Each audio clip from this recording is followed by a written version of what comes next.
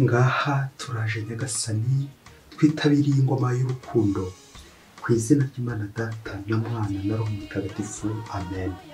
Amahoro bana b'Imana, nimuhumure, Imana iradukunda, ije kudukiza kuri wa gatandatu w'icyumweru cya 27 by'umweru bisanzwe, tariki 23 Nzeri 2023, ubwo duhimbaza mutagatifu Padre Pio.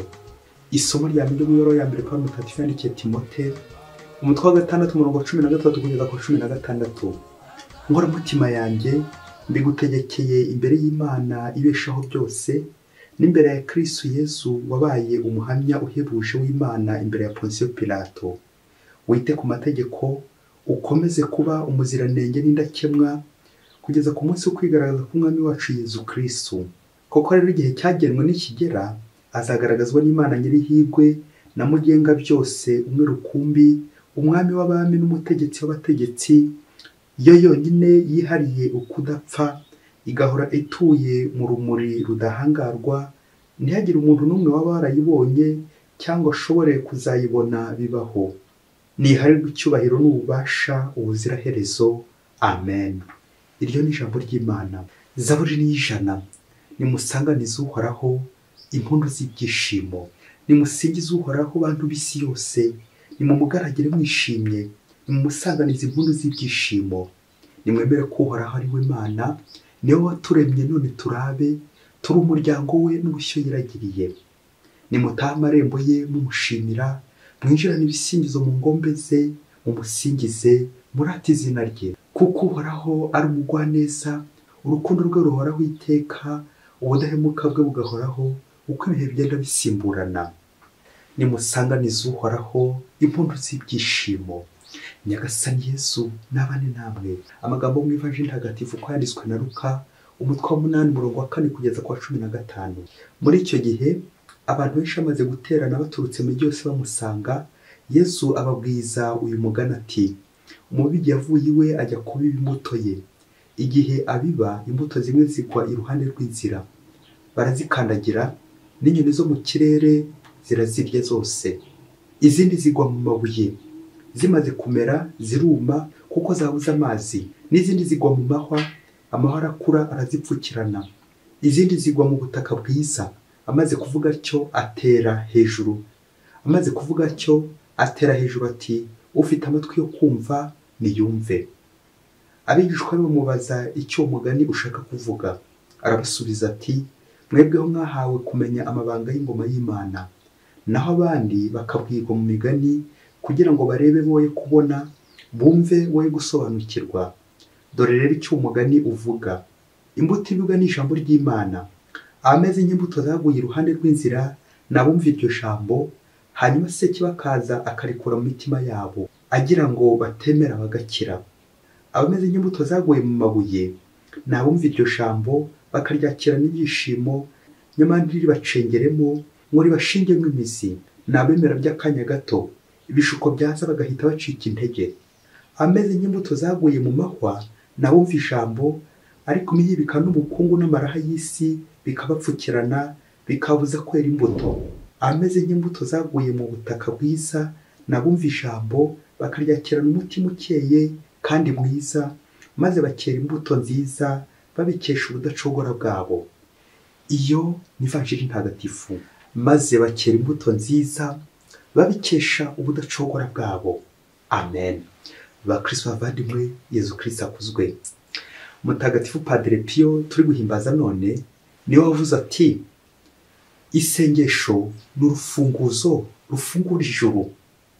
Arongera ati: isengesho ni nka ogisijene mu buzima bw'umuntu, ni nka ogisijene ya roho, ni nka ogisijene y'ubuzima, ni nk'umwuka nyine w'ubuzima. Udafite umwuka ntiwaba ukiriho. Aha, isengesho nk'urufunguzo rufungura ijuru. Natwe bavandimwe, aha turi kumva ijambo ry'Imana kuri buri munsi. Ukore nkaho natwe twanyarukiye mu ijuru, urebe iri kubera mu ijuru, ubyiteho, maze koko nawe ugira inyota y'ijuru. Isengesho ni urufunguzo rufungura ijuru. Isengesho ni nko kunyarukira akanya gato mu ijuru. Tuze kwabazwa nuko muri gisi hari abantu benshi koko batuzwe no kunyarukira kwa sekibi. Navugaga mu ngeso mbi, navugaga mu biyobyabwenge, bikaza kurangira hari amahoro ari gukujomba, ibikwasi, ibigera, ibi byose koko bikunyuriza kwa sekibi. Ariko Nyagasani arakwifuriza amahirwe kongera kugaruka, wongera ugaruke ku budacogora, maze koko akugirire neza. Muri aka kanya amasomo atagatifu ikintu byacu duteguriye araryoshye cyane, aradufasha kuza kuzirikana ku mugenzi wa gipfura witwa kwihangana, la patience ou la persévérance. Iyo wihanganye ugategereza umererwa neza kandi ukabaho neza. Uwitonze watora kamuheze, kandi ngo iby'Imana biryo warambiwe yatashye. Uyu munsi rero uzi kwisunga mutagatifu patience nawe. Ese mu rugo rwawe uracyamwisunga? Ibibazo birakurembeje, urakisunga mutagatifu patience? Amagorwa, amakuba, hari umubana koko utari gukubanira neza, hari umubana koko utesheje umutwe, aho ngaho urakisunga mutagatifu patience? Iyo utamwisunze birangira koko umeze nabi, birangira koko wihebye. Turaza kubona ko umuntu wese utisunga patience birangira aguye habi, aguye mu rwobo, nirinze kuvuga gupfa. Ariko iyo wihanganye ugategereza, kubera ubudacogora bwawe ugera ku gitaka cyiza. Uze kwisuzuma ku munzani, wongere urebe koko aho ubuhemu bwawe bukugejeje, wongere urebe koko n'ubudahemuka bwawe aho bushingiye. La patience, la patience. Ongera wihangane. Akavuga ugira iti Dieu n'est jamais absent, c'est l'homme qui est impatient. Ngo Imana ntishobora gutinda, ntishobora gukerererwa, ahubwo umuntu niwe utinda, niwe ukerererwa, yanarangiza agatangira kwivovota, kwivumbura, ubundi bikaza kurangira yitahiye. Atashye hehe? Ashobora gutaha kwa sekibi. Kandi byaba uyu munsi twongere turebe ibibazo aho bitugereje, twongere turebe uburwayi aho butugereje, twongere turebe stress ndubamo, ubuzima tubamo. Ese buracyarimo patience? Turakihangana? Mu isomo rya mbere tuvuga Pawulo mutagatifu ukomeza Timote, nguwo yarashinze kiliziya, bityo koko akamwandikira ari kumukomeza, amusaba gutegereza Yezu Kristo, akamutegerezanya icyizere, la patience. Gutegereza umwami wacu Yezu Kristo, umva ntabwo tuzi igihe azazira. Ashobora kuza ku manywa cyangwa nijoro, ashobora kumara n'imyaka yewe. Ariko icyo tuzi mubyeyi gifate mu mutwe, ni uko Yezu azaza. Il viendra un jour, il viendra un soir. Igihe kizaza Yezu azi, kandi azaza. Ngo wite ku mategeko, ukomeze kuba umuziranenge n'indakemwa, kugeza ku munsi wo kwigaragaza k'umwami wacu Yezu Kristo. Amen. Yezu Kristo yigaragaza ryari? Buri munsi yazaba ahari, buri munsi tuba turi kumwe nawe. Ariko twebwe iyo ibyago byaje, iyo ibibazo byaje, uburwayi bukaza, ibibazo byabura ibisubizo bikaza, uburwayi bwaburiwe umuti, duhita turambirwa, tukarambika, tugatangira tukivovota ngo Yezu uri hehe? Nyamara Yezu ntabwo ashobora kubura mu buzima bwawe. Umunsi Yezu yabuze mu buzima bwawe, nibwo koko uzasanga kwiheba byaje, wabuze ibyishimo. N'umuririmbyi wa Zaburi koko araturarikira kugira ibyishimo. Nimuze dusanganize uhoraho impundu z'ibyishimo. Amen. Iyi Zaburi y'ijana uyifate mu mutwe, itwibutsa uburyo tugomba kugana ingoro y'Imana. Umuntu wese ugana ingoro y'Imana agenda koko yishimye, kuko abazi ko agiye gusanga rudasumbwa, agiye gusanga wa wundi koko gisubizo, ufite ibisubizo by'ibibazo byose. Uwo nta wundi ni Imana. Tuyisanga, tugenda tuyisanga, tuzi ko igiye kudusanganira. Ni ngombwa rero kwishyira ibibazo byacu aho twagiye tunanirwa, aho twagiye tubura kwihangana, bityo koko Nyagasani akaba ari udukomeza. Iyi vanjiri y'uyu munsi koko iratwibutsa ubugwaneza bwa Nyagasani, ukuntu koko iyo wihanganye koko ukamutegereza ugera heza, ugera ku gitaka cyiza, ugahinga kandi ukeza imbuto nyinshi kandi nziza. Turumva uyu muhinzi wari ufite ibibazo bikomeye cyane, ngo yahuziye n'ibibazo by'ingutu bigera muri 3, ariko kuganyuma ku nshuro ya 4 aza kubona igisubizo. Ibi ngibi iyi mbuto yateye, uko yabangamiwe n'inyoni, ibyonnyi bikamwonera, bishushanya nanone ibintu byose biza mu buzima, bya bindi koko tutari duteguye, bikaza bigatwonera, ibishuko, ibibazo. Arongera ahura n'ikibazo cy'urubuye, amabuye. Ibi nanone bikerekeza uburyo koko tuba dutsikamiye bikomeye cyane. Hari ibintu bidutsikamira mu buzima bwacu, hari abayobozi badutsikamiye, hari ibibazo bidutsikamiye tudashobora kweguka. Ayo mabuye, ibyo byose bituremereye. Arongera nanone ahura n'ikibazo cy'amahwa. Amahwa, bya bintu byose bitujomba, za ndwara, kagahinda, za stress, babantu tubana kuko batatworohera, abo bose baratujomba. Ayo ni amahwa. Ariko se iyo amahwa ari kukujomba, iyo amabuye agutsikamiye, iyo ibyonnyi byaje, aho ngaho nawe ujya uzirikana ko imbere ari heza. Wakanganya ugategereza ko heza kwibuka kandi akugirira neza. Rero Kristo bavandimwe, ikitwishe ni uko tutareba imbere. Yaba twararebaga imbere tukareba uburyo ari heza, tukareba uburyo imbere ari heza, tukareba ibyo Imana yaduteguriye, ntabwo twakongera kwivovota no kwijujuta. Ariko nicyo kitwisha abantu benshi, kuko ntabwo twishwa nuko hari ibyo twabuze, ahubwo twishwa nuko twihebye. Ntabwo turi kureba imbere. Ushoboye kureba imbere yawe wamererwa neza, kuko imbere yawe ni heza. Ntabwo Imana yaturemeye kuzarimbuka. Imana yaturemeye ubuzima bwiza bwo kuzabaho neza, tuyikorera kandi tuyisingiza mu byishimo. Uyu mubyeyi w'uyu munsi agatwibutsa ibibazo duhura nabyo muri ino si, bya bindi koko bidutesha umurongo. Rimwe na rimwe tukabura ukwemera, tugatangira tugashidikanya ku buvugi bw'Imana. Ese koko Nyagasani uracyariho? Mana uracyanyibuka? Wabuze urubyaro, ati Nyagasani koko wabuze n'akana wamba koko? Ufite ibibazo byinshi cyane, wagiye mu kizamini, ni wowe ujya utsindwa mu kizamini. Ibizamini by'akazi byose urabikora, rimwe ugatsinda irindi ugatsindwa, bikaza kurangira batanagufashe. Ufite ibibazo byinshi cyane byabura ibisubizo. Uracyambaza mutagatifu patience cyangwa ibyawe no kwijujuta. Ngo kuko Nyagasani yifuza ko twagera ku gitaka cyiza. Imbuto y'umugisha yera ku giti cy'umuruho. Nta na rimwe uzagera ku kintu cyiza utaravunitse. Umubyeyi aratwibutsa imvune duhura nazo, ibibazo duhura nabyo, ko tutagomba kugarukira mu nzira na rimwe. Tugomba kugenda baka tugakomeza tugahata inzira ibirenge, tukihata tugatwaza baka tugeze hehe, baka tugeze ku gitaka cyiza. Kugera heza, imbuto nziza. Kuko ari igihe tugarukira mu nzira tukibwira ko byarangiye, tukibwira ko ubuzima ariho burangirira, nyamara ubuzima buracyakomeza. No hakurya y'imva hari ubugingo. Akamvuga ugira iti mubyeyi ntukihebe utarapfa. Abenshi twishe n'indwara yo kwiheba, niyo igiye gutumara, twabuze ukwihangana muri twe, turivumbura. Ingeso za divorce, ingeso za gatanya, bitewe n'iki? Ni ukwivumbura. Ibibazo bituremereye, agahinda gaturemereye, icyacu ni ukujya gute? Ni ukwivumbura. Ariko bya bindi by'umuhanga ati yaba warebaga imbere yawe, ntabwo akongera kwivumbura. Yaba warebaga ibyiza biri imbere yawe, ntabwo akongera kwivumbura. Kwivovota. Ikibazo dufite ni ugutareba imbere yacu. Imbere yacu hari nde? Imbere yacu hari Imana, imbere yacu hari Yezu Kristo.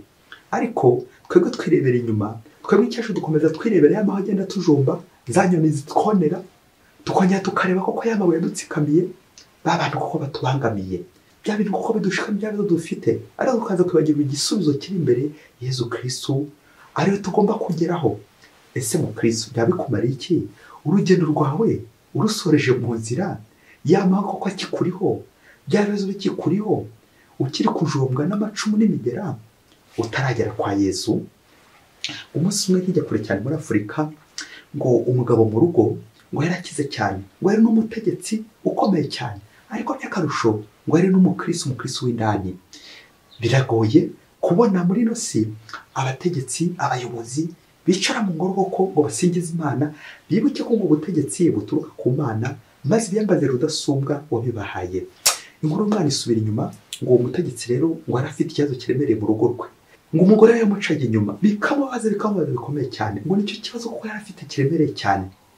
Nuko rero aza gupanga umunsi umwe, nari ngiye kuvuga umugambi wa kibwa, niba ari uwa kibwa kandi kuko yari umuyobozi ukomeye cyane, umuntu w'umugabo, aza gupanga uburyo azajya kwiyahura. Umugambi arawunoza neza kuko yabonaga uwo mugore atamwihanganira. Umugore yumvise ko muca inyuma, byose arabibika. Nuko igihe kimwe kiza kugera koko, ubwo yaramaze gufunga neza ivalize ye koko agiye kugenda muri urwo rugendo rwo kujya kwiyahura. Uzi kwibaza umuntu aza gusigira ubutegetsi bwe, ntuze kumumbaza. no kwa mugabo ngo mu rukerera mu museke arazinduka agiye kwiyahura. Aragenda koko ngo ageze aho igomba kwiyahurira asanga ibiciro byiyongereye, ngo idolari ryazamutse, ngo amafaranga yaratwaye ngo asanga koko ari make cyane ugereranyije koko n'ibiciro bimanitse aho ngaho. Nuko ariko ngo avugana na Rutwitsi wari ushinzwe nyine kwakira ndetse no gufasha abaje kwiyahura aho ngaho. Bamaze kumvikana wa mugabo arebye mu mufuka asanga nta yandi agisigaranye. Nuko rero amafaranga yari afite ayasigira Rutwitsi nka avance kugira ngo agaruke mu rugo ajye kureba andi, kuko yari yasize n'ubundi wa mugore n'ubundi umuca inyuma yari gukomeza yirira. Nuko rero ngo wa mugabo asigira Rutwitsi ya avance kugira ngo aze kugaruka koko abimufashemo ubundi yiyahure ubuzima buhite burangira. Nuko wa mugabo ageze mu nzira ari gusubira mu nzira kugira ngo koko ajye kongera amafaranga, yumvikana agomba kujya kuri konti zose akazimaraho kuko igiciro cyo kwiyahura cyari kiyongereye. Ngo wa mugabo agarutse ubwo agiye kureba nyine inyongezo cyangwa amafaranga yongera kuri yandi asize. Agarutse ngo ageze mu nzira ngo asanga amayibobo zamuteze. Ngaho natekereza niyo amayibobo koko zicunze ko afite urufaranga kugira ngo zimuhondagure ubundi zimukureho. Uko ari kugenda asanga amayibobo zagiye zimutega mu nzira, ngo izo mayibobo ngo zari zafunze korari, zari zifite korari ziri kuririmba indirimbo zikomeye cyane. Uko uwo mugabo ari kugenda abona n'abantu bari kugenda bamuririmbira, harimo n'izo za mayibobo bishoboke ko n'indaya zari ziri hafi aho bari kugenda bamuririmbira. Nuko rero ageze hafi mu rugo rwe asanga hari umunsi mukuru ukomeye cyane. Ubwo rero za mayibobo bakaba bari bagiye kumutega kuko bari kumuririmbira nyine. Wa mugabo asanga mu rugo rwe hari ibirori bikomeye cyane. Mayibobo ngo yarashinzwe kurera, ngo yari yaravanye mu muhanda n'ikigo cy'imfubyi yari afite, bose bari baje mu munsi mukuru wo kwizihiza abazina b'umutagatifu. Ngo uwo munsi uwo mugabo nibwo yizihizaga abazina b'umutagatifu. Ibirori koko asanga birimbanyije, bari kuririmba byakomeye, bari kuvuza impundu nyinshi cyane. Nuko amubonye bose bavuza impundu nyinshi cyane n'ibyishimo byinshi cyane bamwifuriza umunsi mukuru. Wa mugabo akomeza kwibaza ya avance yasize inyuma, akomeza no kwibaza n'amafaranga aje gutora kugira ngo asubire ku mugambi yari afite. Yareba ibyishimo biri aho ngaho, yareba uburyo bamukorera umunsi mukuru, wa mugabo neza yibaza ibiri kumubaho. Nuko ngo muri ibyo birori ntuze kumbaza uwari wabiteguye, ngo umwana umwe ngo mubo yareraga, mu bana b'imfubyi yareraga, ngo afata ijambo ryo kumushimira muri ibyo birori byo guhimbaza abazina b'umutagatifu. Maze aravuga ati, mubyeyi wacu warakoze, ubu twari kuba twarapfuye twariyahuye, ariko wadukuye mu muhanda udukura mu gihuru, none watuzanye mu rugo. Turagushimira ko warinze ubuzima bwacu, twari twarafashe imigambi ko tuzayiyahura, ariko wadukuye mu mihanda udukura mu mihana, none ko watuzanye mu rugo. Uyu munsi rero tuje natwe kugushimira ko umunsi w'abazina bawe mutagatifu.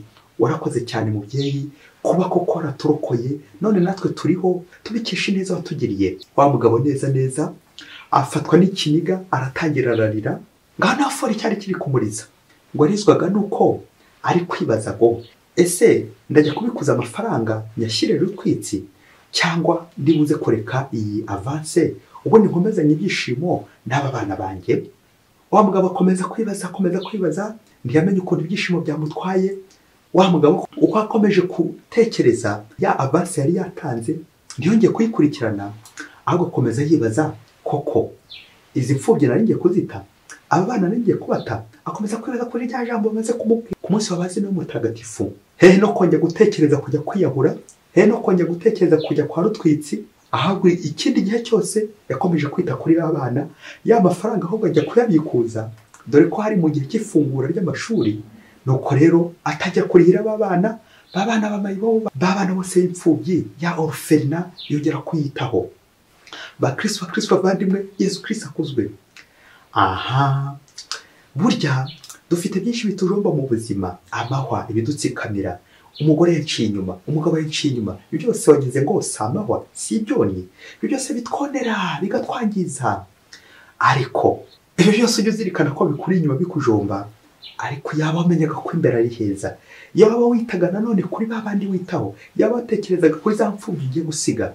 Ese uraza guhitamo ukurikira amafaranga wahaye rutwitsi ya avance cyangwa uraza uhitamo ukomeze wite ku mfubyi zawe mbere yuko ujya kwiyahura ujye ubanza urebe imbere yawe ese nta bikorwa watangiye ninde uzabirangiza ninde uzabisoza wakwibaza uti ese ninde wari uri gutegura uyu munsi mukuru muri uru rugo rw'uyu mugabo uragira ngo rero tuvuge ko ari uyu mugore wateguye umunsi mukuru fete patronale nawe uze gukurira ifoto y'umuntu koko ujya kwiyahura ku munsi wabazina mutagatifu ku munsi w'isabukuru y'amavuko ye ku munsi w'isabukuru akaba ari bwo ugiye kwiyahura bakristo bavandimwe Yesu Kristo akuzwe nguko ubuzima bwacu iyo bwabuze mu mutagatifu patience tumererwa nabi tujya kwiyahura tujya kwa barutwitse tukajya habi tukajya kuzimu tukishora ikuzimu nibyo ngo Bakame yabwiye agaca ngo arakabwira ati umva rero wagacawe mbere yuko ujya gutwara inkoko y'abandi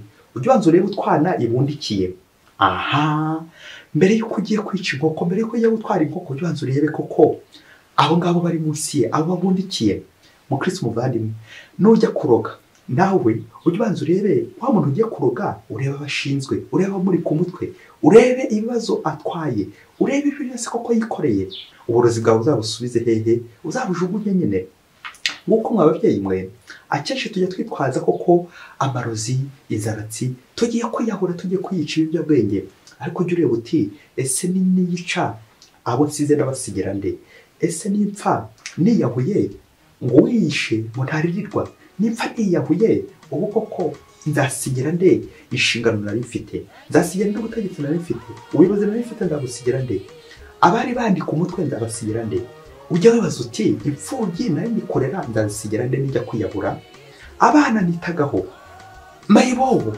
narakuye mu bihuru byose nk'abasaruza nk'abazana ninde uzasigara babitaho nk'uko guhunga inshingano zacu tujya kwiyahura mu gihe dushobora kwihangana tukihanganira amaho tujomba uwo muntu uduca inyuma ibyo bibazo byose turi guhura nabyo ukabasha kubyihanganira kubera iki kuko wizeye neza ubugingo bwo hakurya y'imva wizeye neza ko Imana ihari iyo umaze kwizera ko Imana ihari ntabwo ushobora kwihanganira mu macumu ukihanganira ibyo bikwasi bikujomba ukihanganira ayo mahwa ukihanganira ayo mabuye ukihanganira ibyo byonyi nawe wese washobora kukugera nabi ukabyihanganira uzirikana ko hari icyiza kiri imbere ibyiza biri imbere mubyeyi koko nawe uze gutekereza inshuro nyinshi umara uri kwivumbura uti noneho ndajya kwiyahura noneho ngiye gusaba gatanya aho byabera uze kwibaza uti abana uzabasigira nde uze kwibaza uti ko abana bagiye kwangara uze gukomeza wibaza uti koko aba bana koko bagiye kuzapfa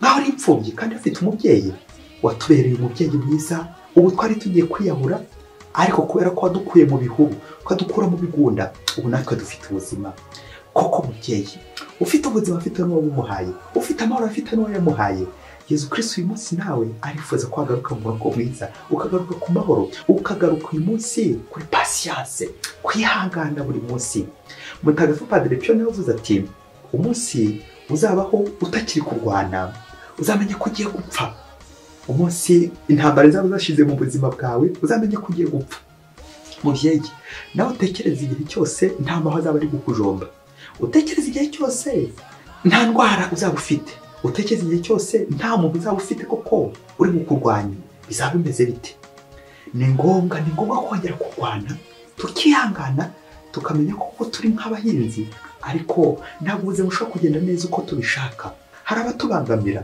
hari ibitunaniza hari ibitugora ariko ujye uzirikana uti hejuru y'ibyo byose imbere y'ibyo byose hari Yesu Kristo undangaje imbere nzatsinda ryari ukomeze urwane urugamba rwa roho urugamba rw'umubiri igihe kizagira Yesu Kristo aguhe gutsinda aguhe ibyishimo erega ibyishimo tuzabikura mu mvune babandi twavunikiye babana b'imfubyi babandi urihira amashuri uzabasigira nde kuri gushaka kubata kwiheba kwiyahura ni ukwiyibagiza inshingano ufite ni ukwiyibagiza aburera ni ukwiyibagiza abari ku mutwe wawe mubyeyi mbere yuko upanga umugambi wo gukora divorce mbere yuko upanga umugambi wo kujya kwiyahura jya ubanza utekereze babantu uhetse ku mutwe abantu uhetse ku rutugu abantu uhetse mu mugongo ubundi uze guhitamo niba ukurikira rutwitsi cyangwa niba ukurikira Kristo we wikorera imitwaro yacu akikorera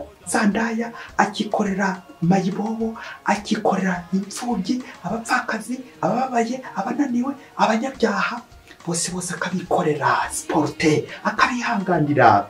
Nawe uzi kureba uko Yesu Kristo inshuro nyinshi akwihanganira. Mubyeyi, wakwihangana ugategereza ko Yesu akwibuka kandi akugirira impuhwe. Mutagatifu Padre Pio, udusabire buri munsi. Mwese Imana ibaho umugisha. Imana Data na Mwana na Roho Mutagatifu. Amen. Padre Masomo Ladislas wa Diocese ya Cyangugu.